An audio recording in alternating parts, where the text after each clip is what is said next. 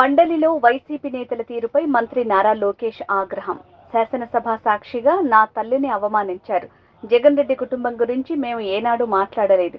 గతంలో చంద్రబాబు గారు సభకు రాలేదంటూ అవాస్తవాలు మాట్లాడుతున్నారు. తల్లిని అవమానించారు. ఈ రోజు మీరు కావాలని పోస్టులు కూడా అక్కడ పెడుతున్నారు. మా తల్లిని అవమానించారు. ఆ రోజు మీకు గుర్తురాదా? ఎక్కడ అవమానించలేదు సార్, ఎక్కడ అవమానించలేదు. మీరు ఎట్లా మాట్లాడారో మీరు ఉన్నారా హౌస్ లో? ఆ రోజు కూర్చోండి. మా తల్లిని అవమానించారు. అక్కడ మీరు ఉన్నారా హౌస్ లో? షర్మిల గారిని అవమానిస్తారు, విజయలక్ష్మి గారిని అవమానిస్తారు, మా తల్లిని అవమానిస్తారా? ఏం గుర్తురాదా మీకు? అదే ఒక్క నిమిషం నేను కూడా మాట్లాడచ్చు. గుర్తుపెట్టుకోండి, ఒక్క నిమిషం నేను కూడా మాట్లాడండి. ఏనాడు మేము మాట్లాడలేదు. కూర్చోండి. ఏనాడు జగన్మోహన్ రెడ్డి గారి కుటుంబం గురించి మేము ఏనాడు మాట్లాడాల? నేను ఏనాడు మాట్లాడాల? మా సభ్యులు ఏనాడు మాట్లాడాల? కూర్చోండి. శాసనసభ సాక్షిగా మా తల్లిని అవమానిస్తే కూర్చోమంటారా?